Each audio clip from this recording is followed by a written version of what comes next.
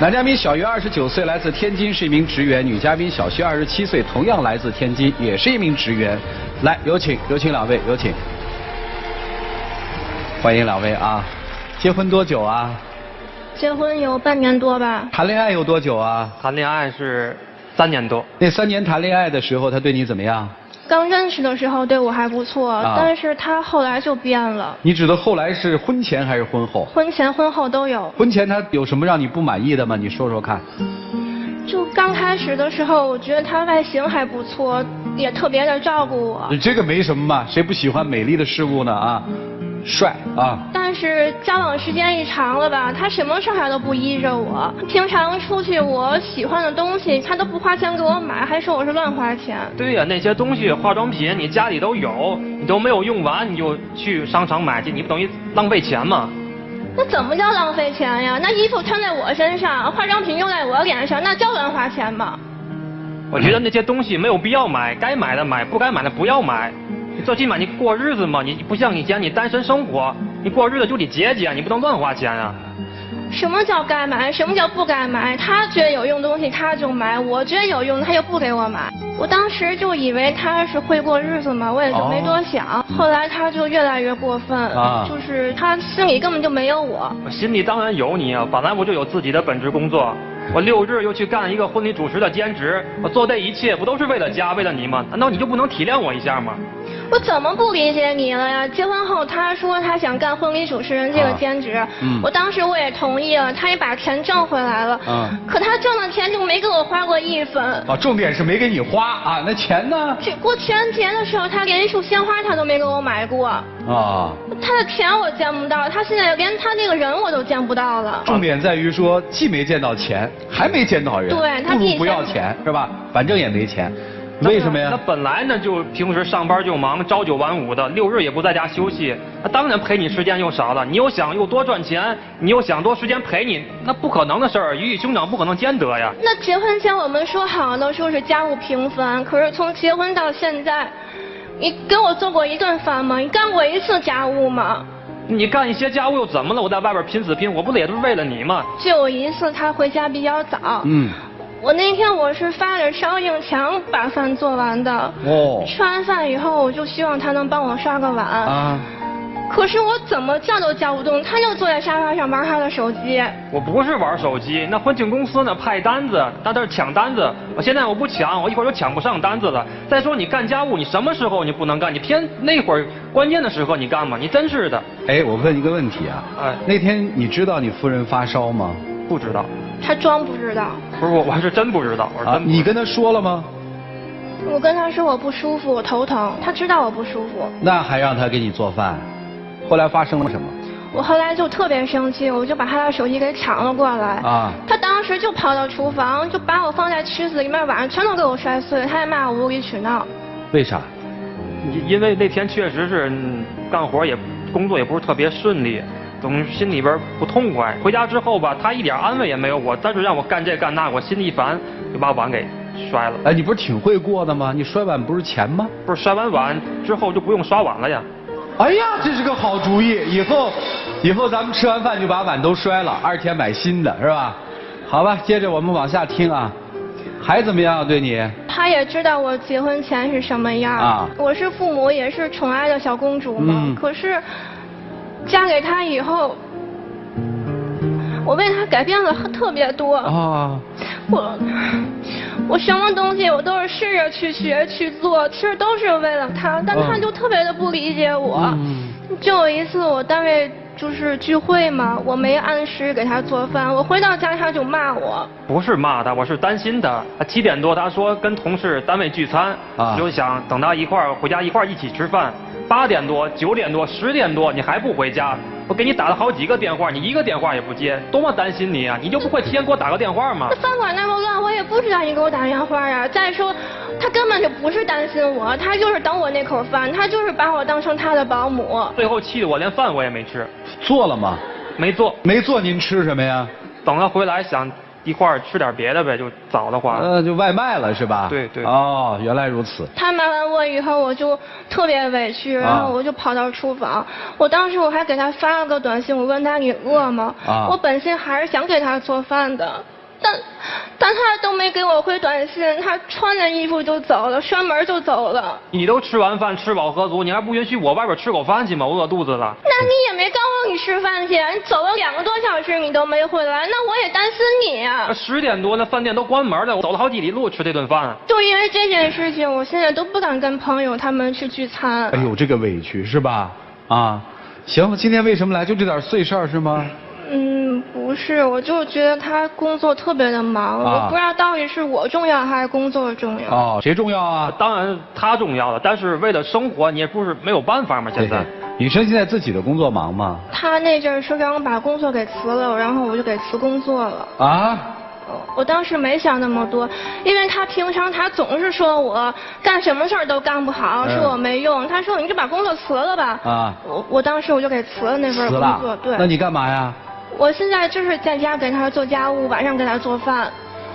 这心里面更难受了是吧？对，他就更把我当成他的保姆了。可以啊，啊。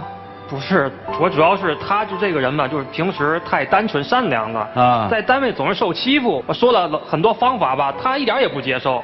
最后吧，每次受委屈找我了，那我跟你说那些话都没有用啊，你根本就不往心里去，让我说也没有必要了。你去那儿受这份委屈干嘛？我又不是不能养你。后来就是发生了一件更过分的事情。哎呦，说来听听。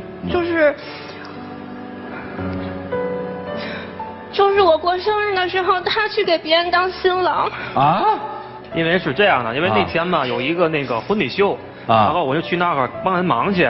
那天的那个新郎临时有事就走了，让我临时充当一下，就是工作而已，其他的事儿都没有。演的是模特，是这意思吧？对对对，就是模特。当了一回模特。对。不是那么简单的。他当时告诉我是晚上11点多回来吃饭，还给我带礼物，然后我就做了一桌子的菜，他当时就给我买了。就是一个个贴角拼成了一个破蛋糕。他那天去给人当新郎，是对别的女生牵手拥抱，还给人戴戒指。这你怎么知道的呀？我是整天从他的手机视频里面看到的。拥抱了吗？拥抱了。牵手了吗？牵手了。戴戒指了吗？戴了。为什么老婆过生日就给买一个切角蛋糕？因为那天晚上收工收的晚，10点多了，已经快10点了。我给他找了好几个蛋糕店，人都快关门了，都关门了已经。我好不容易在一家蛋糕店给他买了一个，人家就剩这一个了。我心想，我不能空着手回家吧？委屈吧？那生日肯定没过好呗。我就是从来都没想过，他给我戴完戒指，他还会去给别的女人戴戒指。哦，这个受不了。对，我到现在我还是个阴影。我看一次视频我就哭一次，看一次视频我哭一次。姑娘，你现在是全职是吧？对。啊。他是周1到周5是上班，对，周6日是做婚庆主持是吧？兼职对吧？对，这是修理是吧？这修理不好怎么办呀？是退货呀还是怎么着啊？修理不好，那我就不要它了。好吧，你们好好给修理一下吧。一起进入丘比特问卷。这个小伙子呢，典型的，我个人觉得就是一种功能性的结婚。你是寻找一个老婆。至于老婆是谁，有的时候不太重要。虽然可能在表面上我们会否认，但其实在内心中，我们就找一个听话的、会照顾我的，别让我担心。家外一把手，我父母那块都能照顾得非常好。这就是一种功能性的一种需求。当你拥有这种功能性的需求而找到这样人的时候，就有一点，就是你永远会忽略他的感情需要。就我想问你啊。你嫁给他是想充当他生活中什么角色？一个好老婆。那在刚才你跟他交流的时候，字眼当中出现的最多的是保姆。你觉得是他让你成为的保姆，还是你自己要扮演这个角色呢？我觉得应该是他让我变成的保姆，因为他工作特别的忙。他如果让你变成保姆，你就去做这个保姆吗？正是他看到你有做保姆的潜质，他才会让你去做保姆。如果你是一个非常强悍的女人，你的事业足够好，他就不是一个大男子主义，他很有可能就会依偎在你身边，做一个小鸟依人的小丈夫。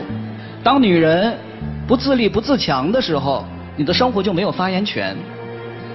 如果你有自己的工资，有自己的工作，那么他不给你买东西，你可以去买，甚至你还可以给他去买。你的心态和现在完全是不同。所以我一定要建立女性在现在的婚姻当中保持的是一种独立性。你的自身如果强起来了，很多问题其实都可以化解，也可以改变你的婚姻，他对你的态度也会有所改变。男孩子呢，我就希望你能鼓励他，给他更多的安慰，让他成熟起来，让他成长起来，让他拥有自己的生活，这样也会减轻你的负担，你们之间夫妻的这种沟通也会变得非常的良性。你刚才说你希望做他一个好老婆，好老婆。告诉我，在他看来什么是好老婆？他回到家觉得有一口热乎的饭，脏衣服觉得有人给洗，做不到这些他就认为我不合格。那在你觉得呢？做到这些就是他的好老婆了吗？也不见得，我也是想他。你还要做到什么能成为他的好老婆？你觉得？我希望我能帮得上他，我不想让他觉得我没用。这其实是你心里觉得最不安全的话了。你现在觉得除了做他的保姆，你一无是处。你刚才最后你最觉得严重的那件事情，就是说他在一个婚礼秀上充当别人的新郎，给别人去戴戒指，说我爱你，那是你觉得最不能容忍的，对吧？对。恰恰在我们看来，那其实是最不重要的一件事情，因为那仅仅是一个秀而已，那仅仅是他的工作而已，而恰恰你一步一步忍让的，试图做他的好老婆的那些事儿，才是最最严重的。你在工作上需要他的帮助的时候，他没有给你，反而给你的是一种什么呢？看不起，对不对？对。你干脆你干不了工作，你就在家伺候我吧。你生着病还要给他做饭，居然他还在刷单，真是在刷单吗？只是在表述一种你根本就不重要，你只配做我的保姆。这些一步一步你丧失的就是最最关键的，你忽略，你居然还认为那件事情是最关键的。把自己的自尊找回来，你是一个独立的人，能够让这个男人对你好的唯一的条件就是让他看得起你，让他心里有你，让他觉得如果你一旦离开他，你能过得更好，他一旦失去你，他会过得更糟。他应该还是很关心你的，但是他太过于自私了，而且还矫情。对付这种自私矫情的人啊，就是不搭理他，就是让自己过得更好。哎，就是不帮你，你有什么呀？不要他的钱，要自己挣钱，好吗？好。做到这一点，问题就解决了，不需要我们来修理他，你自己修理他去，就这样。谢谢曲哥。保姆比你幸福。首先，保姆有工资，你有吗？其次，保姆身体不舒服可以请假，你可以吗？再次，保姆做错了事儿，雇主不一定会当着所有人面来批评他，可你呢？最后，保姆说不干可以走，你能走吗？保姆是有尊严的，他与雇主之间是平等的关系，他受到尊重，他是雇佣与被雇佣的关系，而你不是。如果说一纸婚姻是为了让你找到幸福，那么婚姻实现了它本身的价值。但你的一纸婚姻不是追求幸福，是把自己卖给了这个男人。所以你想想，你值得吗？再说到这个男人，如果说一个在外面混得还算不错、有点本事的男人，在家里耍点大男子主义，我们多半还是可以理解的。但是一个本来就无能的男人，偏偏要在家里刷存在感，那就多少有点欺软怕硬的。况且我要解释一下什么叫大男子主义。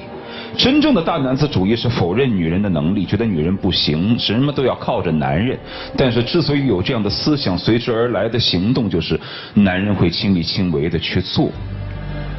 但是有些男人不一样，他就不叫大男子主义，他们是在外面本身自己不行，回来还要骂老婆不行，这不是大男子主义。另外，多多少少在外面混得不错的男人，或者说有一定本领的男人，情商是比较高的，所以也是他取得成绩的唯一原因。但是那些没有本事的男人，本身混得不行，却还要不尊重妻子，这也多多少少是他们无能不成功的原因，因为本身不懂得尊重。其次再说一点，男人多多少少都有一些任性和大男子主义的时候，但问题是有些男人会自信，他不会。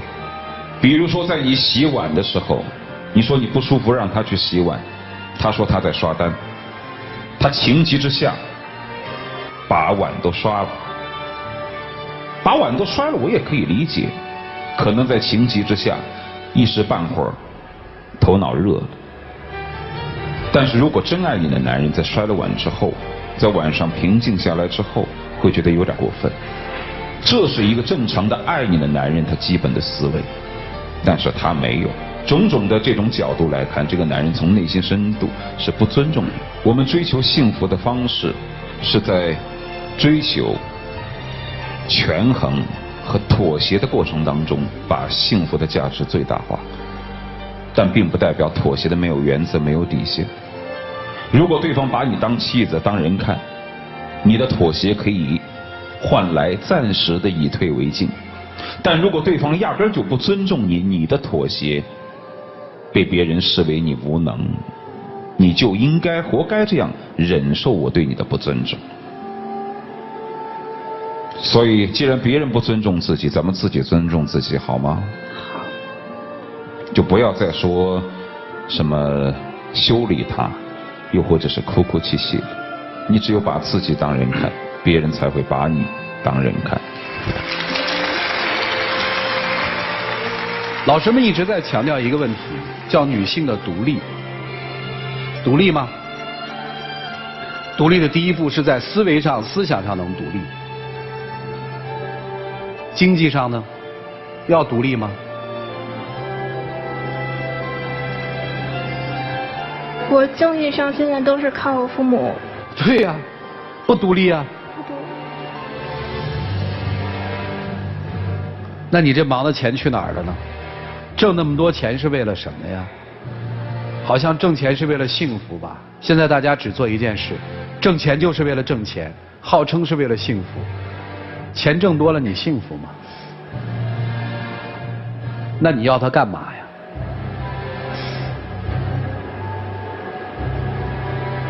时间留给你们自己，一起进入黄金60秒。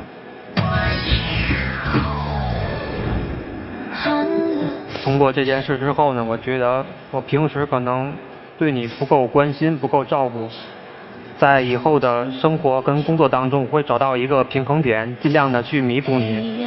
从我本心来讲，我也是挺舍不得你的，不想和你分开。我知道你工作很忙，我也特别心疼你，可是我真的希望你可以多抽出一些时间来陪我。我答应你，以后我在工作上能帮你的，我会尽量的帮，我会为你改变。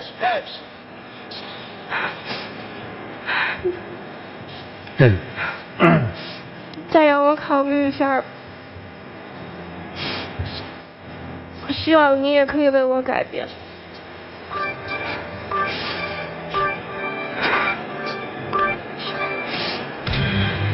唉，请回吧，两位。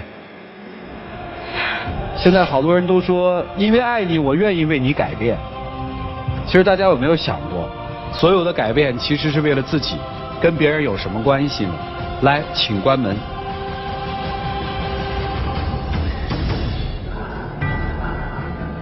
欢迎大家登录优酷、土豆、腾讯视频、搜狐视频、乐视网、PPTV、聚力、爱奇艺收看我们节目的完整内容。接下来我们看他们自己的选择。请。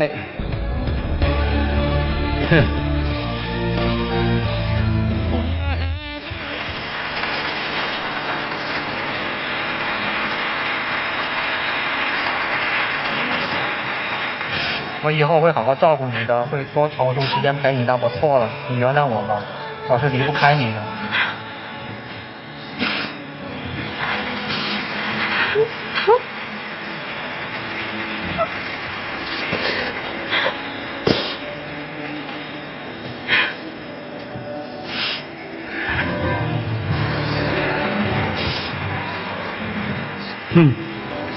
回来吧，站这儿吧。从今天开始，回家做饭，能做吗？能做。工资卡全交，能交吗？能交。真的？真的。真的吗？真的。哎呦，哎呦。那回家你就给我吧。来，有请我们的小花童，有请。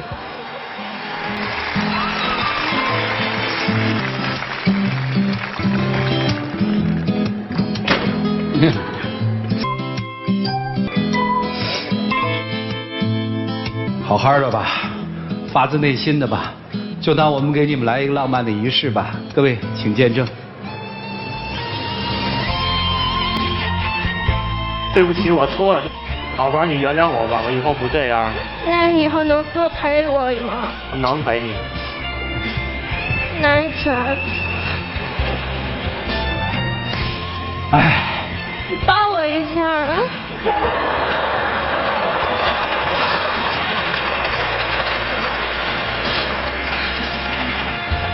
姑娘，把这送给你吧，要保湿，衣被湿，我觉得这挺好。就是女人对自己好点吧，回吧两位。